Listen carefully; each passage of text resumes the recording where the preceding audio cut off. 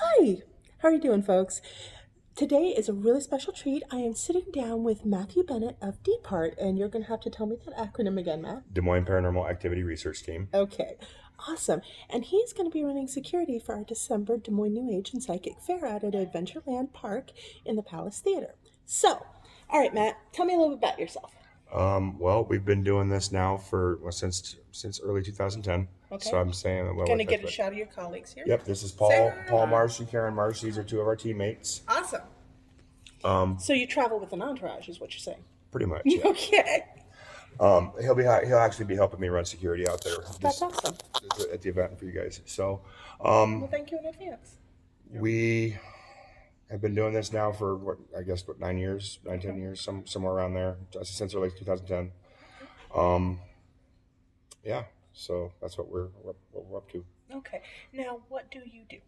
We are a paranormal team. We take a lot of our bulk is incoming calls from people who might be experiencing activity in their homes or businesses, Okay. and going in and we do everything from validation to attempted removal. Okay. Remind me to put you in touch with a couple people I know. Okay, It'll good. be a good networking spot. Good. Okay, so tell me the contact information for your group, number one. Okay, you can find us on Facebook under DPART or Des Moines Paranormal Activity Research Team. Okay. You can also look us up on the web under paranormalsocieties.com, Okay. and just click under Iowa, and we're right under their DPART. Okay. That's got all of our contact information. I also have all my phone number and contact information on the DPART Facebook page too. Perfect. So, Okay, now you're the guy that's heading it up, correct? yep, Okay. I'm the founder. Perfect. Now, well, that rolls me right into how did you get into this? Oh Lord. By the way, keep in mind, folks, he's a Capricorn Tiger, so he's a little bit crazy. I'm a cusp baby. Oh. I was born on December 20th, so that puts me right at the cap Sagittarius cusp. Okay. So yeah, I'm a little. But isn't everybody a little bit crazy? Just a different brand. Yeah, I was gonna say your mind's a little bit more out there, It Mr. can be. Tiger. Yeah, likes the danger, scary stuff. Okay, go ahead.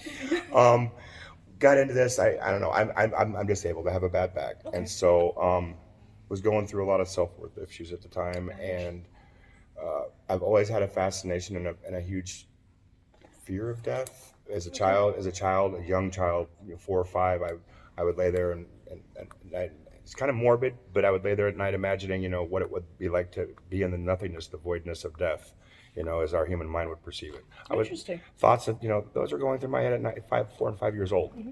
So, I've always had a fascination with it. It was stifled as a kid growing up in the household. Mom was a strict Christian, Okay. was never allowed to pursue that. So once I got out on my own and was able to make my own choices, I started looking into that. And the more I do this, the more I find it's not just something we do, but it's more of a way of life. It's a mindset. Yes, it is. Because I was spiritual before I came into this. I was raised non-denominational Christian. Non-denominational, Yeah, yeah. I say that 5 times fast. Yep. Non-denominational Christian, was born, raised that way, and then I realized, that there was a lot of dogmas, and once I started questioning the dogmas, I had to start taking a look at different things, and so I got into the spirituality side of things before I got into the paranormal. But after getting into the paranormal, that has just reaffirmed the spirituality aspect of my life. Yes, it definitely will. That's for sure, because some of the things we've done and seen have been crazy. Yeah. Now, how long have you been doing this?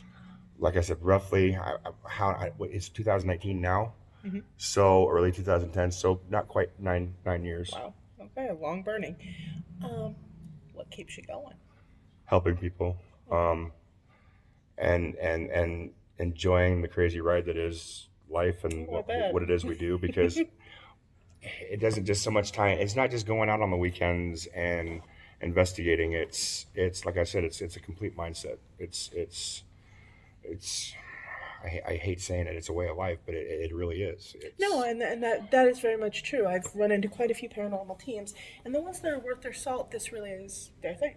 Yeah. It's what they do. You have to you firmly immerse yourself in it, and as you immerse yourself more in it, it more the more questions you get answered, the more questions you have. Okay. It just keeps you coming. I don't Keeps you know. coming back. Keeps you coming back. So now I ask everybody, a story with a client or a case. Either one. We've had several. We've had. Let's see. That's a hard one. Geez, there's been so many over 9 years. I would have to say that the best case we had was a gal who was an African national, had come over, migrated, had a family over here, Okay.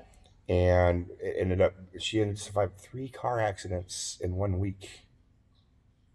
Okay. Almost died 3 times in 1 week. We ended up Craziness. finding out through channels that her family back home was working African black magic against the family because